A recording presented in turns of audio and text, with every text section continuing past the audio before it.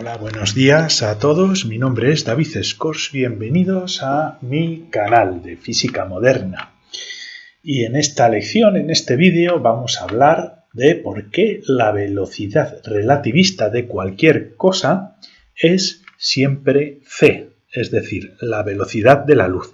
Esta lección es realmente un anexo al curso de relatividad especial de Einstein en 20 minutos que tengo disponible en mi canal y que si queréis visualizarlo, os aconsejo hacerlo antes de visualizar esta lección. También os invito a suscribiros a mi canal pinchando en el ratoncito que veréis aquí abajo durante la presentación y así recibiréis notificaciones cada vez que suba una lección nueva de los cursos que estoy subiendo en mi canal.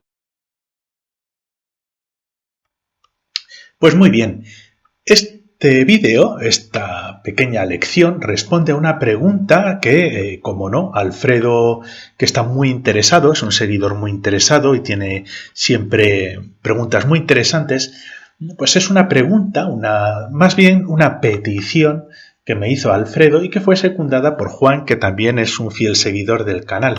Y básicamente quiso que volviera a demostrar porque la velocidad relativista siempre es constante, ya que se mencionó de manera muy rápida en el curso de relatividad especial y hoy lo vamos a tratar con un poquito más de detalle, vamos a ir un poquito más despacio. Es posible que a muchos de vosotros os sorprenda este hecho, que la magnitud de la velocidad relativista sea constante, sea una constante y sea igual a la velocidad de la luz. Hoy lo vamos a ver con detalle.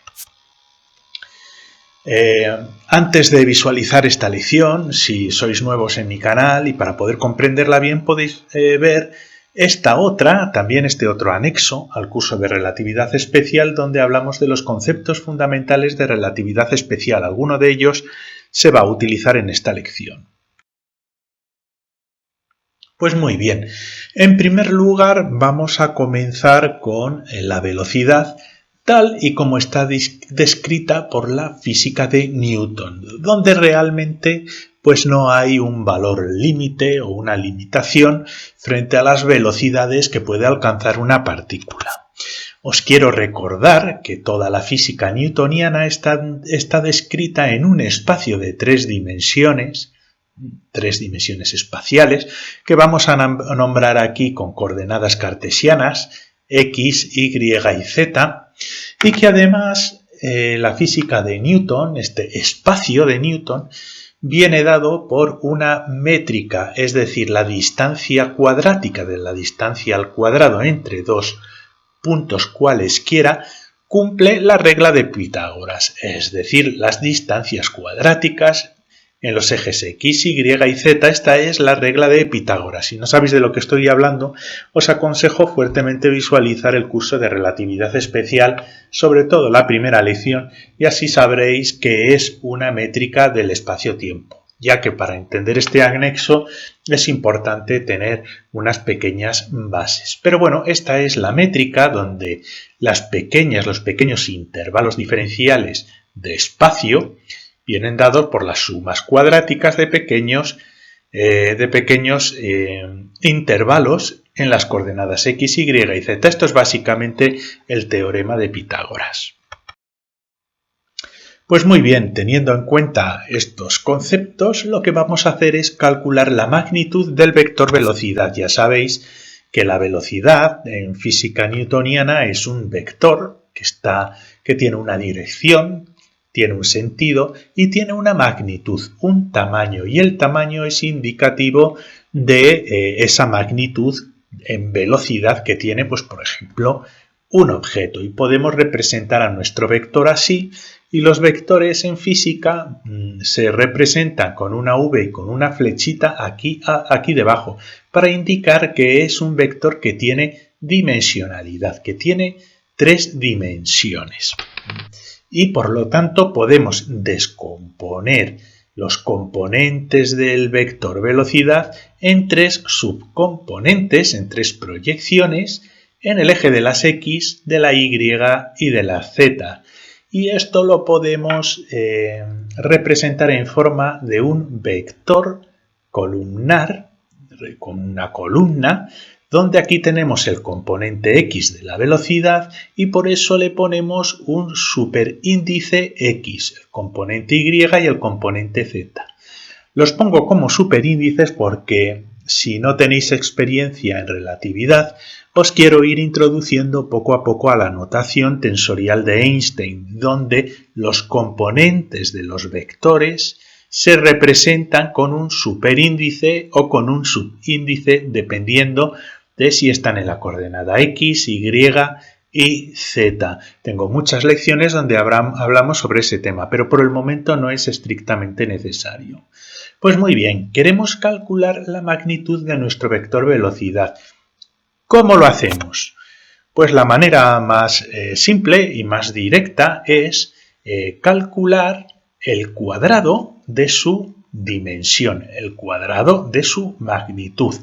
Es decir, multiplicar el vector por él mismo, utilizando una operación que se llama producto escalar. El producto escalar de un vector consigo mismo nos va a dar un número y por eso siempre es importante trabajar con productos escalares. Nos va a dar un número y corresponde al cuadrado de la longitud de nuestro vector velocidad, de la magnitud de nuestro vector velocidad. Y si desarrollamos esta operación, el producto escalar entre el vector consigo mismo, pues va a ser el producto, la suma del producto del componente x consigo mismo, del componente y consigo mismo y del componente z consigo mismo. Esto es la propia definición del producto escalar, es decir, tenéis que tener una cierta base de física muy básica para poder entender la presentación de hoy.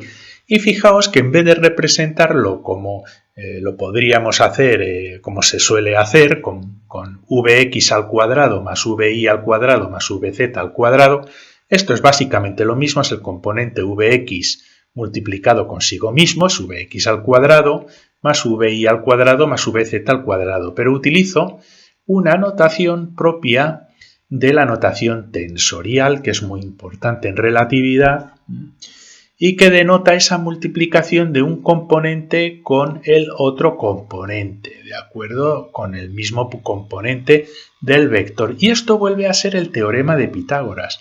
Esto sería la hipotenusa, la magnitud al cuadrado, que es igual a la suma de los cuadrados de las proyecciones en el eje x, y y z de nuestro vector. Sigue cumpliendo la métrica de la física newtoniana.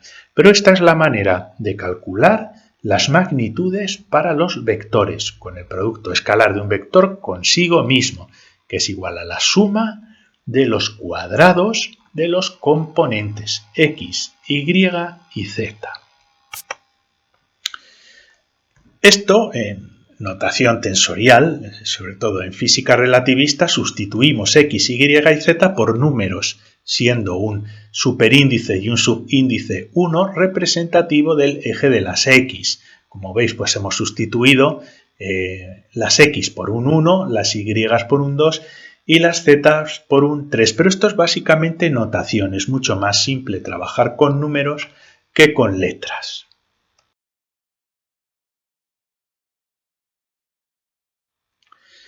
¿Y qué es esta magnitud al detalle? Pues fijémonos, aquí tenemos otra vez la magnitud del vector al cuadrado, del vector velocidad newtoniana al cuadrado, que es la suma de los cuadrados de los componentes en el eje x, y y z del vector velocidad. Y básicamente lo que queremos decir con eso es que es el cuadrado de la velocidad en el eje x, es decir, de cuánto cambia la posición de la partícula con respecto al tiempo en el eje x, todo esto elevado al cuadrado, es el cuadrado de la velocidad en el eje x, esto es la velocidad en el eje x, si el intervalo de espacio x en un intervalo de tiempo, más lo mismo el cuadrado de la velocidad en el eje de las y, y la velocidad en el eje de las zetas. No hemos hecho absolutamente nada, simplemente lo que quiero deciros es que los componentes x, y y z del vector velocidad, en este caso al cuadrado, pues es la división de lo que cambia el espacio en x, y y z con respecto al tiempo que tarda la partícula en desplazarse. Y aquí lo importante es que ya introducimos en el vector velocidad un tiempo, que es esta t minúscula, que es un tiempo totalmente independiente de las coordenadas espaciales. Es un tiempo absoluto, es un reloj que nunca varía, que lo tenemos en las manos y lo único que hacemos es cronometrar los cambios en el eje x, y z con este reloj, pero este reloj no tiene dependencia con las coordenadas del espacio, porque estamos trabajando en un espacio newtoniano. Pero bueno, aquí vienen nuestros amigos Albert Einstein, y que junto con Lorentz desarrollaron la física relativista especial, y tenemos aquí a Minkowski, que parece como si estuviera vivo, como si lo tuviéramos aquí, que fue el que, cogiendo la relatividad especial que desarrolló Einstein y Lorentz, la transformó para introducir el concepto de espacio-tiempo. Así como Newton trabajaba con el espacio y el tiempo por separado, Minkowski lo que hizo fue combinar el tiempo con el espacio en un espacio de 4 dimensiones. Y vamos a ver brevemente cómo lo hizo. Pues bueno, aquí tenemos nuestro espacio newtoniano y lo único que tenemos que hacer es añadirle una cuarta dimensión en forma de esta coordenada, y es una dimensión temporal, ct. Y así tenemos las coordenadas del espacio, x, y z, y una cuarta coordenada que la podemos representar así como ct. Y esto se introdujo porque de esta manera podemos derivar las ecuaciones de la relatividad especial y también explicar las transformadas de Lorentz, aunque no me voy a meter en ello, se explica con mucho detalle en el curso de relatividad especial y os dejaré un enlace al final de esta lección. Pues muy bien, ahora en vez de 3 dimensiones estamos trabajando con un espacio que tiene 4 dimensiones. Y las posiciones de nuestros objetos y las velocidades ahora en vez de tener 3 componentes van a tener 4 componentes. Y además definimos la métrica de este espacio con una magnitud que se llama tiempo propio, que es el tiempo relativista, el tiempo de la relatividad especial, y se define de esta manera. Esto es un intervalo de tiempo propio, de tiempo relativista al cuadrado, es igual a un intervalo del cuadrado del tiempo normal y corriente, el que nosotros medimos, menos, fijaos, intervalos de espacio en el eje de las x, y y z al cuadrado dividido entre c cuadrado. Si en este espacio, utilizando esta métrica puesta en unidades de tiempo, estamos moviéndonos con magnitudes mucho más pequeñitas que la velocidad de la luz, esto es despreciable y el tiempo relativista sería igual al tiempo newtoniano, al tiempo que mediríamos si no existiera la relatividad especial. Pero en la relatividad especial al tiempo hay que añadirle una corrección por los desplazamientos de las partículas en las coordenadas espaciales. Con lo que veis, ahora el tiempo y el espacio están mezclados en una magnitud que se denomina tiempo propio y es el tiempo relativista, el que tenemos que sustituir a la hora de calcular velocidades. ¿Y cómo es un vector de velocidad relativista? Pues tenemos aquí nuestro espacio, aquí tenemos nuestro vector con una flechita, pero en vez de tener 3 componentes, pues ahora tiene 4 componentes, 4 proyecciones en los ejes x, y, z y también en el tiempo.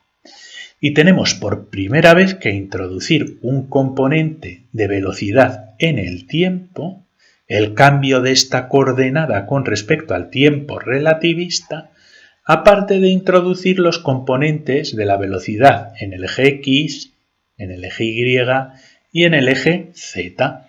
Pero básicamente es lo mismo que un vector newtoniano, solo que tenemos 4 componentes.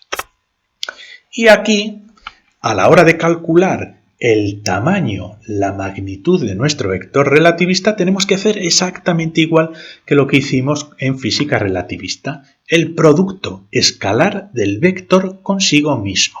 Y básicamente es el cuadrado de los componentes en el eje X, Y y Z de la velocidad, igual que en Newton, pero aquí ya tenemos un componente de velocidad en el tiempo, que es un concepto nuevo.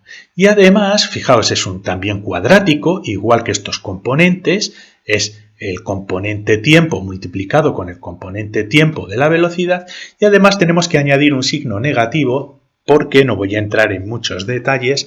El espacio en relatividad especial es un espacio hiperbólico y el producto escalar de los componentes tiempo de cualquier vector en relatividad especial es -1. Entonces tenemos que poner aquí un menos. No os comáis mucho la cabeza, si queréis entenderlo con profundidad, simplemente visualizad el curso de relatividad especial. Pero es básicamente lo mismo, es el producto escalar del vector consigo mismo.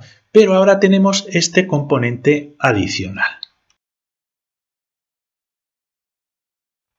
Y vamos a hacer lo mismo que hemos hecho anteriormente, ¿no? Vamos a estudiar la magnitud de nuestro vector velocidad en detalle. Y aquí ponemos lo que significa estos componentes cuadráticos de velocidad. Como hemos visto antes, volvemos a tener el cuadrado de los cambios de posición en el eje X, pero esta vez, en vez de en un intervalo de tiempo normal, es un intervalo de tiempo relativista, de tiempo propio, de tau al cuadrado, porque estamos multiplicando el componente consigo mismo.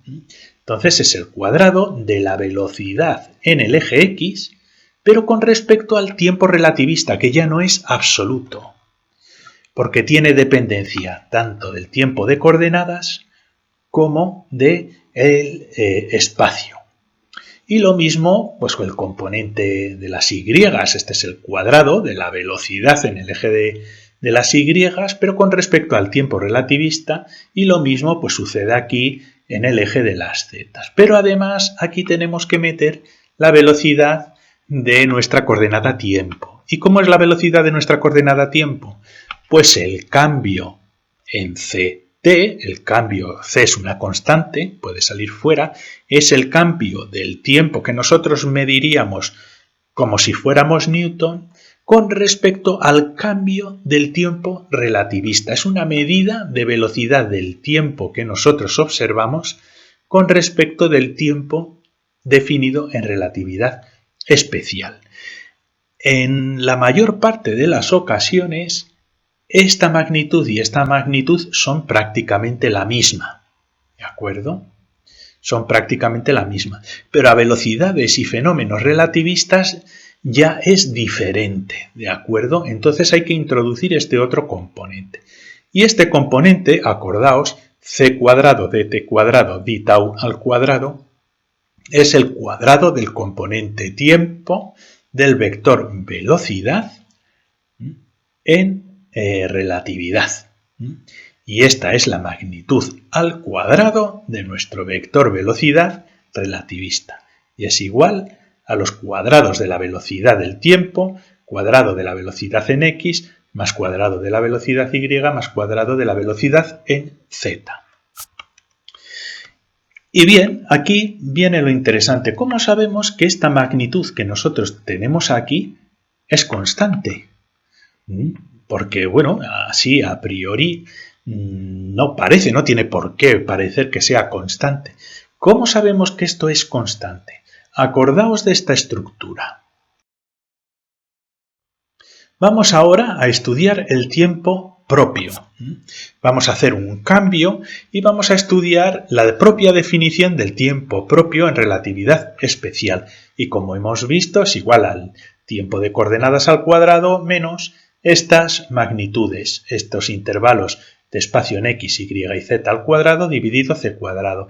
Y vamos a hacer ciertas operaciones. En primer lugar, lo que vamos a hacer, esto define la métrica del espacio-tiempo, el espacio de la relatividad especial, en concreto el tiempo propio, y lo que vamos a hacer es dividir esta ecuación, tanto la parte izquierda como la parte derecha, por el tiempo propio al cuadrado. El objetivo es hacer esto 1 y dividir estas magnitudes por el tiempo propio al cuadrado, y nos queda una cosa de este estilo. 1 es igual a dt al cuadrado, de tau al cuadrado, menos dx cuadrado, de y cuadrado, de z al cuadrado, c cuadrado, de tau al cuadrado. Sigamos operando.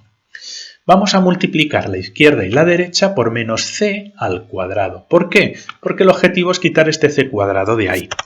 Y entonces nos queda un menos c al cuadrado en la parte izquierda porque teníamos un 1 aquí.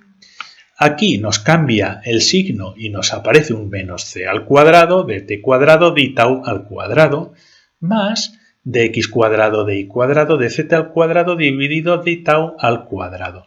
Y fijaos en esta expresión. Esta expresión son las velocidades relativistas al cuadrado. Esta es la velocidad del componente tiempo al cuadrado más las velocidades en el componente x, y y z al cuadrado, y son las velocidades relativistas. Es la misma magnitud al cuadrado del vector velocidad relativista. Esto, si os habéis fijado en las diapositivas anteriores, es igual a la magnitud de la velocidad relativista al cuadrado. ¿De acuerdo? Y lo podemos sustituir de esta manera, menos v0, v0, más v1, v1, más v2, v2, más v3, v3. Pero ahora la diferencia es que ya sabemos que toda esta operación es igual a menos c al cuadrado. Y lo podemos sustituir de esta manera, menos c al cuadrado, que es una constante, es un número, es igual al cuadrado de la magnitud del vector velocidad relativista.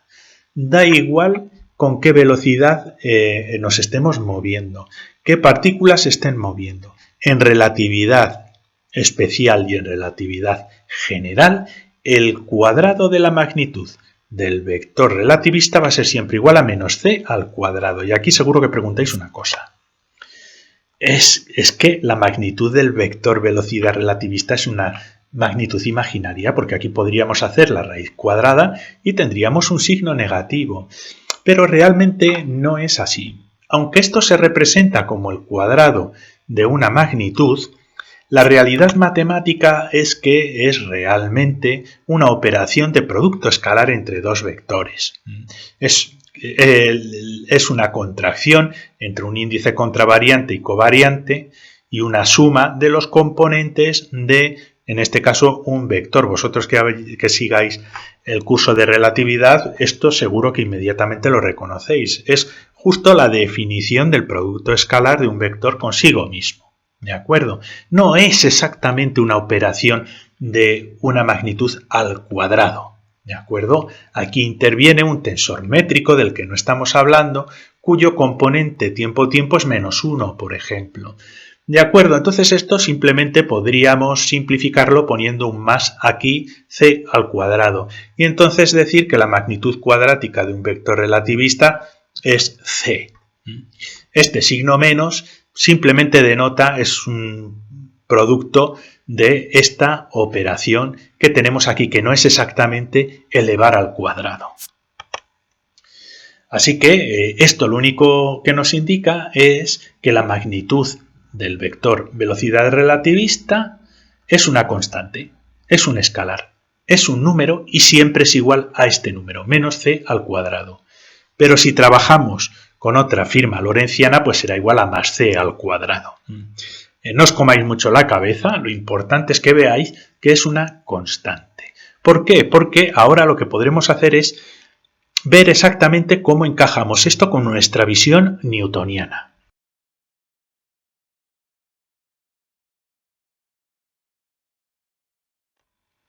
En movimientos normales nosotros no detectamos la velocidad relativista, porque la velocidad relativista tiene ese componente tiempo que únicamente lo medimos con un reloj, ¿no? ¿Qué es exactamente lo que nosotros detectamos? Pues detectamos la velocidad en las coordenadas x, y y z. Detectamos estas velocidades que hay aquí. Esto realmente no lo cuantificamos de manera directa cuando medimos una velocidad de una partícula. Pues muy bien, vamos a desarrollar esta ecuación, que es igual a menos c al cuadrado, y aquí lo sustituimos, la velocidad, el componente tiempo de la velocidad al cuadrado, lo ponemos en su forma dt de tau al cuadrado con este c cuadrado de aquí, y esto de aquí son las magnitudes al cuadrado del componente x, y y z de la velocidad.